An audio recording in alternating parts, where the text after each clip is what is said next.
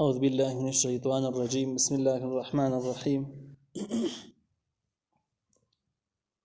ولنبلونكم حتى نعلم المجاهدين منكم والصابرين ونبلو أخباركم.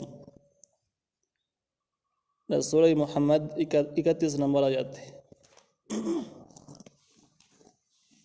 په دې 31 نمبر آیات کې د منافقینو د معلومولو نوري طریقې ذکر شوي دي. یو نه د منافقینو په وړاندې آیات کې ذکر شوی او دې ځکه کې دغه منافقینو د معلومولو جدا کولو بیلولو لپاره بل انداز او بل طریقه ذکر شوی ده. الله تعالی فرمایي ولنبلونکم او خامخ به من امتحان اخلو تاسو ټول مسلمانانو به امتحان حتی تر هغه پورې به امتحان اخلو نعلم المجاهدین چې من معلوم کو تاسو کې مجاهدین تاسو نه راجدا کو رابېلې کو منکم تاسو والصابرین صبر کوونکي خلک. نو دین اندازه لګي چې د امتحانو په دوه قسم باندې یو قسم امتحان به د الله تعالی فرایض په ځای کولو باندې په امتحان راشي او دویم قسم امتحان به د کړهونو تکلیفونو وي. دا دوه امتحانونه به راځي، یو د احکام بل تکلیفونو. نو اولنې چې کوم د احکامو دی نو هغه احکامو کې یو دا چې جهاد بل الله فرض کړي. اول به د خلک الله تعالی په منځونو کې وازمي چې منځونه کوي کنه کوي، پروژه کې به وازمي، په حج کې به وازمي، زکات کې به وازمي، رمضان پر وجو کې به وازمي.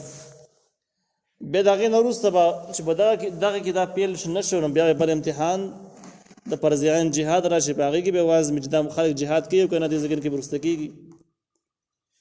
دغه سره به دغه نه نو بل امتحان ودایج به خلکو بیماریانی کړهونه غربت په الله راولي چې د عام تکلیفونو مصیبتونو د په دې کې صبرناک معلوم شي چې د خلک بدن باندې کرک پاتې کیږي او کنه د دنیا حاصلول لپاره ناجایز ذرایع ته حمله سنوک دی. نمبر طریقه باندې الله تعالی مؤمنان خلک بیلي منافقین بیلي. کم چې منافقین هغه د احکامو کې پیل کیږي، احکام بسر نشي رسوله، او چې کم منافقین هغه په تکلیفونو کې پیل کیږي هغه ناکام کیږي. دغه د خوري اندس خبرې ورسي انداز راوځي د کارونو ته لاس اچ غیر شرعي. نو په دغه ځکه کې دی پیل شي منافقین او منافقه دغه شان واضح شي. الله تعالی فرمایي ونبلوکم امن امتحان اخلو استاس اخبارکم د پټو حالات استاس. دا مخکینی جهاد شو، فرایض پر کول شو، یا په کړهونو باندې صبر کول د ښکار عمل لی. لیکن پټ اخلاص او تقوا پرهیزګاری دا پټ سيزونه دي. نو په دې امتحانونو کې به دغه پټي خبرې هم راښکاره شي، ظاهره بشي. ځکه امتحانونو کې په کړهونو کې په فرایض پوره کولو کې پټ حالات د زړه پټ ارادي هم واضح کیږي.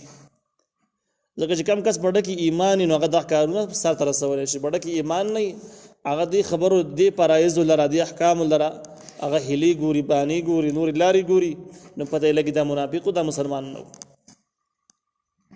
ان الذين يقنها كسان كفروا چې کفر کړي دي وسودوا او بندي خلق عن سبيل الله د الله د لارینه خپل کافران دي. نور خلق هم دې ته نه پریږدي چې د الله تعالی په دین باندې عمل وکړي. وشاق الرسول مخالفت کله د رسول د نبی عليه السلام من بعد ما ورست د هغه نه تبين لهم الهدى چې کار شوی دی ورته هدایت دوی د معجزو په ذریعہ باندې د نبی عليه السلام اخلاق او د کردار په ذریعہ باندې خبره مکړي د اسلام حق دین دی. داغه نورسته مخالفت کړل. لن يضر الله دی ضرر نشي ورکول الله تعالی د شي اندې شي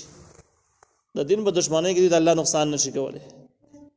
وسيحبط او زاد ضایع کی الله تعالی اعمالهم تدبیرون د دوی چې د اسلام خلاف کم تدبیرونه کړي هغه ټول الله تعالی ضایع کی، اسلام به غالب شي او د اسلام خلاف چې کوم سازشونه د کړي بنا کار شي.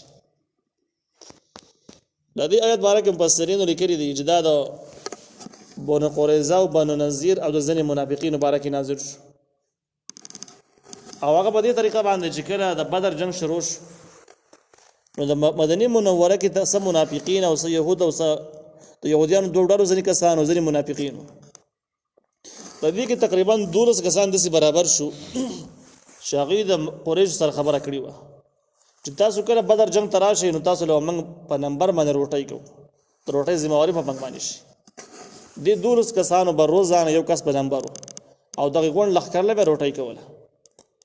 او دغه سره به تعاون کوي بده او دا خلک د یو ځینې خلکو په ظاهر باندې اسلام اظهار هم کړي او اسلام په ظاهر منل لیکن پټ پیدا کارونه سره هم کول الله تعالی هغه باره کې فرمایي چې یقینا هغه کسان چې کفر کړل کفر ادا دی چې یا خدای د مخکې ایمان راوړی نه یا که ایمان راوړی حامي خود کفر سره مرسته کول په حالت جنگ کې په کفري کارونو کې مرسته کول کافرانو سره د نواقض ایمان نه دی په ایمان ماتي کې ختمي نو که ایمان یې ونه هم ختم شو ځکه د کافرانو سره مرسته ثابت شوه او دوی خلک بندي د الله تعالی د لارې نه ځکه چې کله کافران غالب شي خو د الله تعالی لاره په خپل بند شي په دین باندې څوک عمل به څنګه کولی شي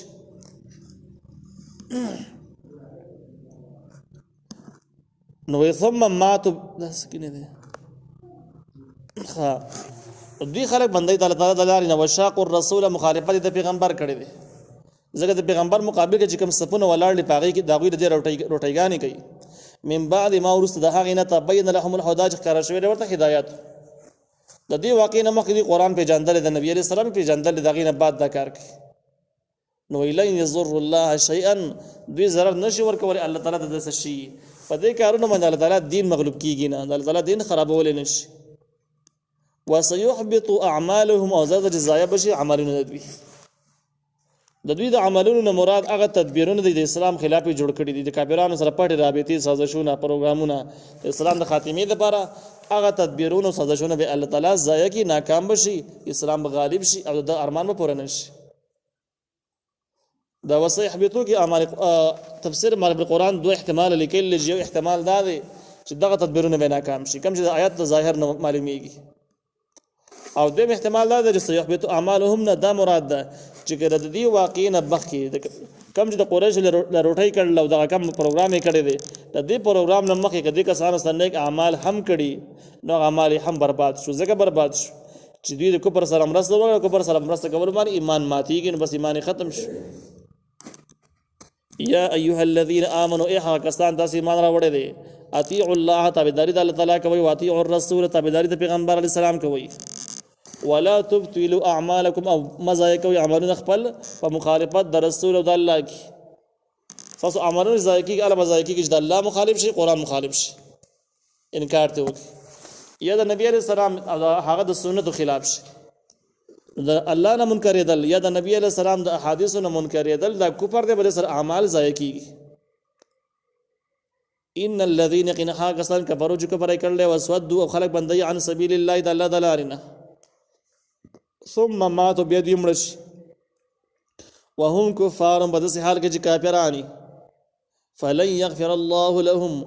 الله بود اسکل هم بخنه ونکي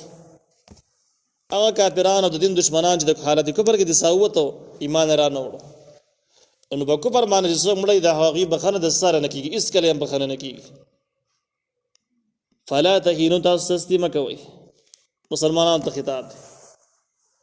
وتدعو چې تاسو را بلای ال السلم صلح ته دا جهادي حکم دی چې